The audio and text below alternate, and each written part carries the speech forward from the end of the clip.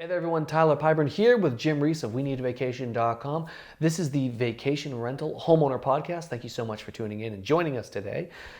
Jim, you just walked off stage. Well, you didn't actually walk off stage. You just wrapped up the Homeowner Forum. A great couple of events. You guys had a huge turnout. A lot of similar faces, lots of new faces too this year, which was really cool to see for sure. But we kind of kick things off with the forums, kind of the year in review and the state of the state in the vacation rental industry on the Cape and Islands. So that's what we kind of want to focus in on today, is looking at how some of the numbers were. Obviously, we'll talk about the lodging tax a little bit, and we'll dive into what does that mean for kind of trends and evolving for next year as well. What are some of the things that people need to be cognizant of?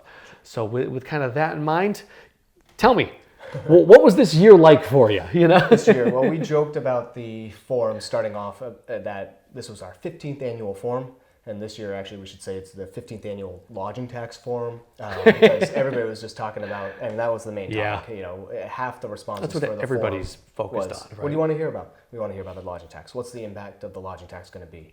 And this year was for real, right? We've been talking about the lodging tax for 10, 12 years, and this year we had to actually talk about the That's the thing that facts. was strange. I know that every year, I remember my first year, I think I started with We Need Vacation a month before the actual homeowner forum, and we dove into it, and people said, well, what about that lodging tax?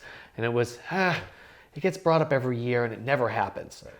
Well, it happened. And here we are. It did happen. And we like to say, unfortunately, the way it happened was nobody expected it to come down the way it came down. 11th hour. We had talked about it the month before. Yep. We were talking at last year's forum, talking about the lodging tax, and we actually sent out an email saying we may be saved until 2020. Mm-hmm. And then kind of the last few days of the year, sometime after the holidays, so December 26th, 27th, we get notice that the lodging tax was coming out. So there certainly was some positive signs throughout the fall up until that point, and in December, and then the lodging tax hit before the end of the year. And so that threw a lot of confusion into the mix. Mm-hmm. Well, confusion is a good word to use with it, because I think that's what a lot of it was not necessarily even that it was there. It was confusion of what does this actually mean now, right? So with this in mind, what's kind of the impact that it's had? Well, there was impact administratively, like how do homeowners manage their business. They had talked about, how do I manage my pricing? How do I put this into my lease? How do I figure out who to charge? Because when the lodging tax rolled out, do we charge, what counts and what doesn't count? Some things counted in June, some things didn't count, or some things counted in July, but some people were exempt. Then towns were changing the taxes throughout the season. So the towns had their own, right? I mean, it was so just administratively it was tough, and then became the marketing side of things. How do you then stay competitive with other rentals when you're not sure what to do with your pricing? So that, and then there's the uneasiness of everything. Well, how are vacationers going to react? How are vacationers going to react at this price increase? Are they going to be aware of it? And so, we can take a deeper dive into, what we saw as a trend throughout the year, but lo and behold, you have to anticipate that the lodging tax comes out, there's going to be some There's going to be, it's cause and effect, right? Yes. That something is going to actually kind of take place with it. So we'll go through some of our notes that we put down before this, and, what were some of the positives? Before we get into the negatives, and everyone says, how come I didn't book my home this month? What were some of the positives with it? Well, what we saw, even before the lodging tax, we took a quick look at the fall, because the fall was a big trend that we've been watching over the last few years, that the fall time period, not just talking about the fall increase and people wanting to get away for the fall for a long weekend or for the extended summer in September, but the fall is a time period where we're seeing more and more people booking. They're booking earlier. Maybe they missed out on a home they really wanted, and they were looking in the early winter time, and they said, I really want to grab the home I want to get, or the week, or the price I want to get, and they're pushing forward a little bit earlier. So we've seen increased numbers. I think the latest we saw was that if you compare this 2019's fall to 2014, you see a 50% increase. So the trend is enormous. Well, that's already. I remember you and I, even sitting in this room where we are right now recording this, and we would sit down and say, wow, it's up 10% over last year. It's up 15% over last year's fall. And now it makes sense that you're talking just 5 years, 50% difference in the amount of fall. So there's clear growth in terms of the people that are just looking earlier, right? Yeah. I mean, there's no question clear about it. And further beyond the fall, you reach into the holiday time period, December time period last year, we saw an enormous increase. We saw a 44% increase during the month of December. Kidding. And it wasn't all just about post-lodging tax. A lot of people took advantage of once the lodging tax announcement came out, there were a lot of savvy vacationers who said, I'm going going to book my home. Myself included. Yeah, absolutely. I don't want to pay that extra, $400, $500. I was on the fence on whether was my family going to go back to the home we rented. Mm-hmm. And when the lodging tax announcement came out, I said, well, I'll save the lodging tax amount this year. We were happy with the home. I'm not going to continue my search. I booked in the last few days of December. Other homeowners reached out to us and said, how should we process this? How should we reach out? Should we reach out to our past guests? And we said, yes, you should. Absolutely. Well. And that was one of the things that helped those numbers, right? Yeah. So I think the 44% increase that I referenced it wasn't just that last final days of December. It certainly helped. I think overall December was a strong month something that I would anticipate again this year. That's awesome. As well. With that, so we'll talk about some of the waves now, because obviously those are the positive things. Right. There were some kind of, I hate using the word negative, but from a homeowner perspective, it was a negative. Well, we're crunching the numbers all the time, so you look at it. I know when we stare at numbers and we look at them together and we say, okay. This is what May looks like right now, right? To talk to that about what are some of the things you saw from that February to May timeframe. Sure. I mean, the one other highlight I would say before jumping into kind of the middle of winter is that we always get a big kickoff in January. We see this big spike, huge spike every year. January and July are the two biggest months. So January comes along and boom, we're 7% up. We're 7% up over the previous year, and I would say January had the highest volume of inquiries in the last 5 or 6 years. So positive trend. And any bookings after January 1st, these all technically had the lodging tax associated with them. So that was a positive sign. But sure enough, you knew there had to be some sort of impact. You don't have a 10 to 14.5%. That's not sustainable, right? Like you can't have that. Keep it at 7% up for the course of the year. Right? So we saw roughly 5 to 10%. Each of the months from February through May, where there was a downturn. We heard from certain homeowners were struggling to book certain weeks, and you just knew that at that point, like the lodging tax hadn't made that impact. Yep. It wasn't as drastic as we've heard some other numbers up to 20-25%. But roughly during that time frame, late winter, spring, about 10% down. In talking about this, you used a great example at the forum. As a Netflix guy myself, right? Use that example because I think that really kind of explains it pretty well. What we were looking at, following kind of the Netflix waves and how quarter after quarter, if you follow the subscriber counts on Netflix, they just were skyrocketing. They keep whether going. It be U.S. based, worldwide based, numbers kept skyrocketing. The first month that their numbers dipped in terms of subscriptions was based upon the fact that they had increased their subscription costs from $11 a month to $13 a month. $2. So $2, $2 difference. And it changes things, right? So the consumer's not, they are price sensitive. And so, you're talking about... we mentioned price sensitive. Hundreds of dollars. There are other impacts there as far as tax and tax exempt are concerned, right? I mean, there was another kind of interesting thing that we saw in terms of in June, right? Tax exempt, didn't we see a swing there as well? Sure, yeah. I mean, what we saw was a huge spike in the last week of June. Last week of June, the start of the summer, school has ended for the most part for most folks, and so, but generally the last week of June is a tough week to book, and this year, the last week of June was tax exempt, and therefore it was the highest booked other than the first week of August. So there were more inquiries then. can we anticipate that we'd see the same thing this year? Probably not. I think the trend is that the first, last week of June is not going to be as desirable as last year. Yep. However, if you booked, I would say to any homeowner, if you booked that last week of June, I would do anything to get that tenant back in. Write them back in. Give them some sort of incentive, whichever, however you want to incentivize them, by not raising the price or extending them. If you don't have the previous week booked, give them an extra day. So some sort of incentive to bring that not so highly desirable week back anymore. So really, when we look at this, I mean, it's easy as a homeowner to say, I don't want to deal with this tax. Vacationers are never going to be the same again. The Cape's never going to be the same. They've kind of ruined the Cape for me as a homeowner. I'm not doing this. That's not the case, right? The Cape is still such an incredible place. We always talked about it. We use the word tradition all the time, right?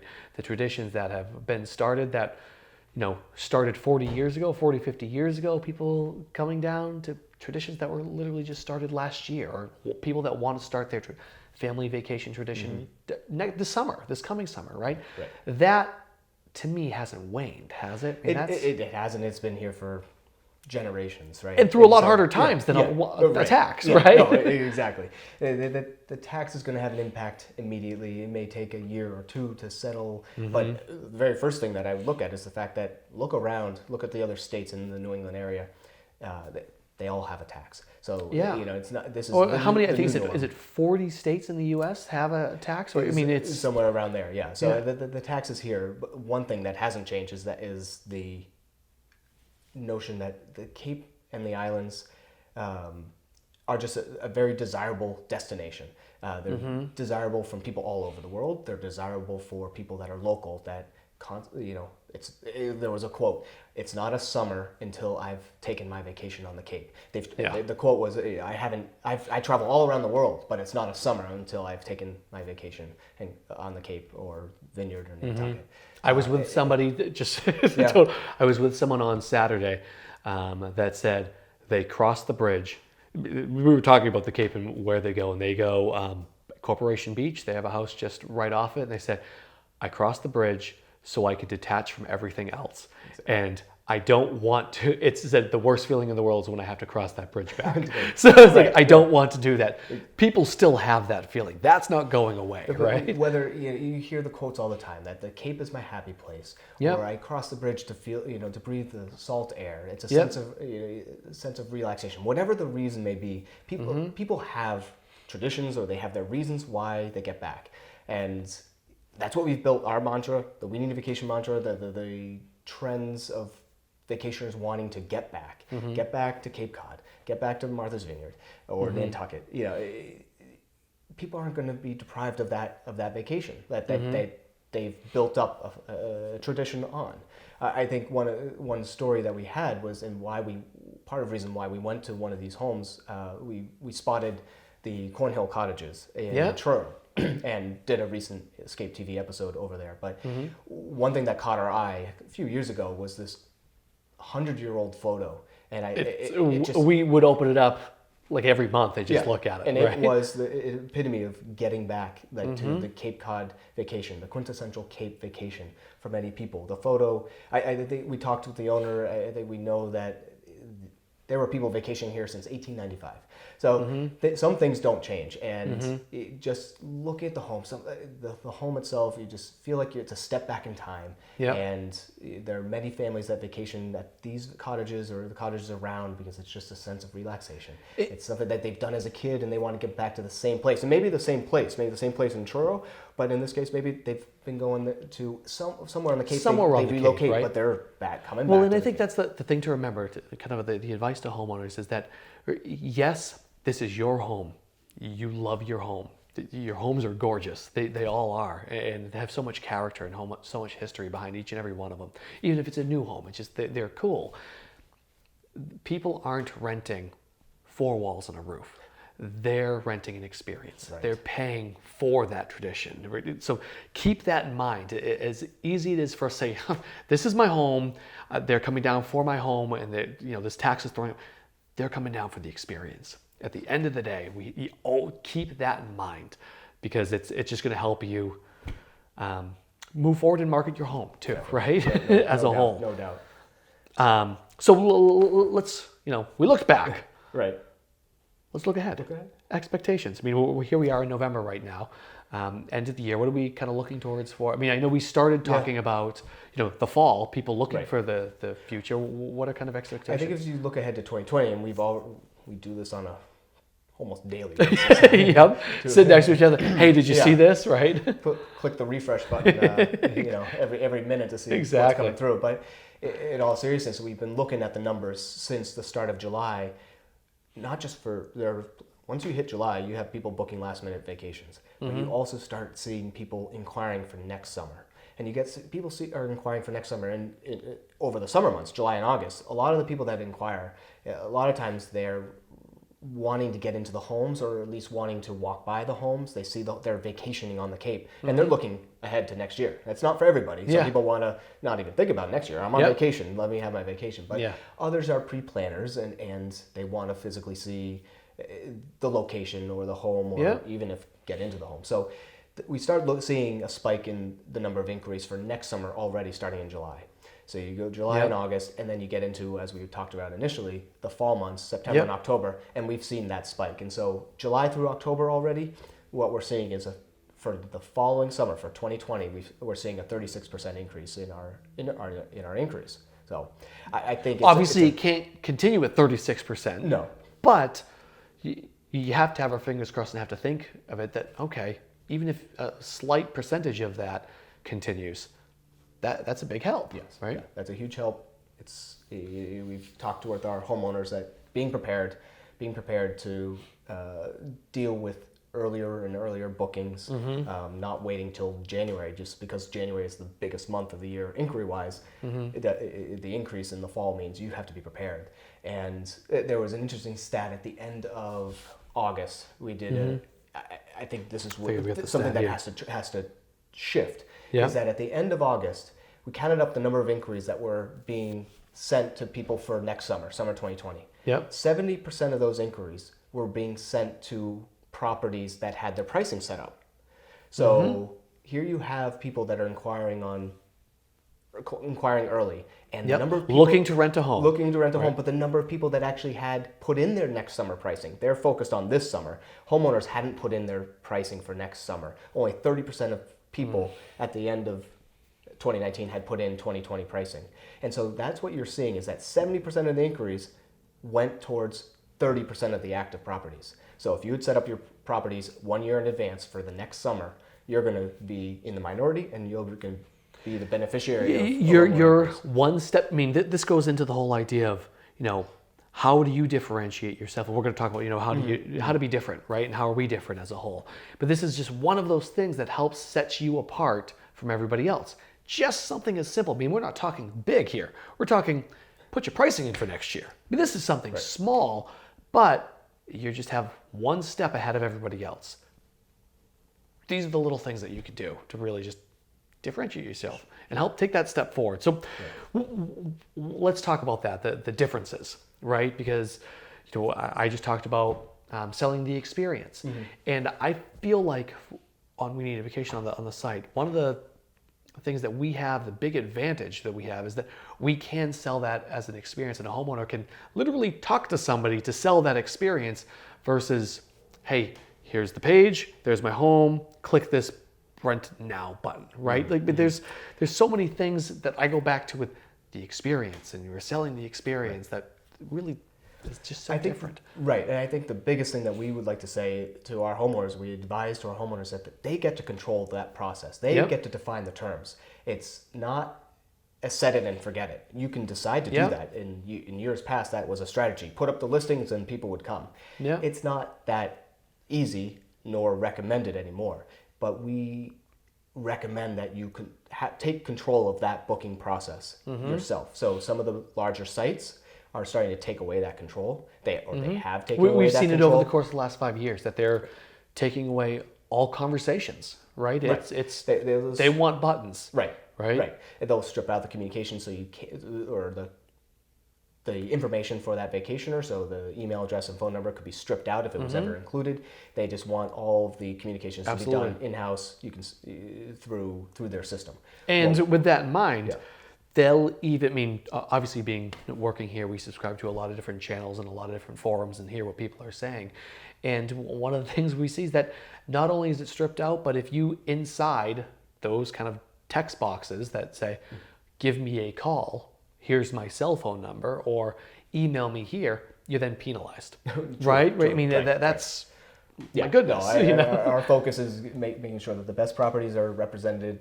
We're not going to strip out the communication. We want to recommend to homeowners that they communicate directly with their prospective guests. Figure out how the best that guest might want to communicate with you. Some want to communicate via email. Some want to pick up the phone and give them a call. Some homeowners might have a standard that I want to talk to every guest before they come. That's great.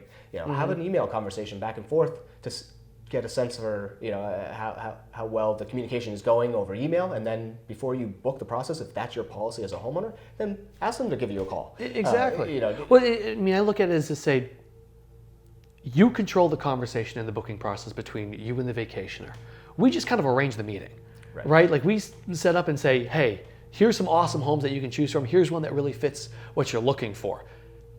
You should really reach out to this person, right? That's what we kind of are. And when you reach your prospective guest, then you have a lot more control in selling your home and selling, as you mentioned, the experience. You want to be able to sell that experience to them so you can tell them about the location better. You can tell them about, answer their direct questions, essentially. Make sure that it's a good fit for them. Well, one of the things, all right, to kind of, you and I could talk forever. I feel like every time we do podcasts, our podcasts are like 3 times as long as everybody else's because you and I just go off, which is great. That's fine. But let's kind of wrap it. How did you kind of wrap it on site? How can we succeed together? How can we succeed together was a big piece of this. And the way we would like to put it is that we're a niche marketing platform for vacation rentals. We focus on the individual homeowner. We don't penalize over, like you mentioned, the information that's represented on your page. So what we like to say is that, and what we want to be able to promote is that We Need Vacation has the best vacation rentals on the Cape, and speaking at the forum, people that came to the forum, we said you wouldn't be here at the forum if you didn't take a heavy interest in making sure that you were providing the best value for your guests. And so that's the thing that I would say is that what We Need Vacation, if we succeed, our homeowners succeed, and vice versa. And so what we want to promote is that getting homeowners to have the most accurate listing, up-to-date listing, keep the information accurate so that their guests, potential guests that are looking, are seeing the right information, not getting frustrated. Because if you don't, you're not just hurting yourself and your own personal listing, you're actually hurting other listings as well. Because people might go on and say, well, their information isn't accurate on that site, so maybe they steer clear of it. So in order for that to happen, we need to make sure that you guys take care of your listing, right? There's just the little things. Right. Take care of the listing, connect with your vacationers, use the tools available to you to help promote your home, promote your experience. And with that, I think there's also what we're trying to do here, and is a big part that you've been playing as well, is just being able to promote the Cape Cod and Islands region. We've been doing our Escape TV shows. We've been doing a lot of content pieces on not just vacation rentals, but on things to do, events in the area. So we're really promoting a lot of content to help promote all aspects going back to the vacations. We're helping promote that experience, right? And all pieces of it. So what we'd like to, we get homeowners involved in those shows, in those clips, and even if they're not involved in the actual shows, we're creating content about specific areas of the Cape and Islands. These are things that are just perfect for homeowners to use to share with their past guests. Get those past guests to come back and give them something of interest to them. Yeah, it's the person that says, do you remember, you wrote in your review all about going to Sunday school. Hey, look, here's the video about Sunday school, right? It's and so what that hits and what we do throughout the years, we try to personalize our content and our personalize our marketing messages to people that are coming to the Cape and Islands. We know that there's we know vacationers that might have a tendency to go to the vineyard or to Nantucket or to a specific part of the Cape. So we can put the content out there in front of them. We try to personalize it. And I would recommend that for every homeowner.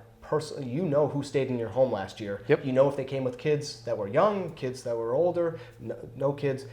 Now you can tailor your message specifically to them. If you know something about them from last year, your main goal, top priority, is to get those people to come back. Yep. Awesome. Great stuff. All right, he is Jim Reese. I'm Tyler Pyburn from WeNeedaVacation.com. So much for tuning in. You will hear us next time. Take care.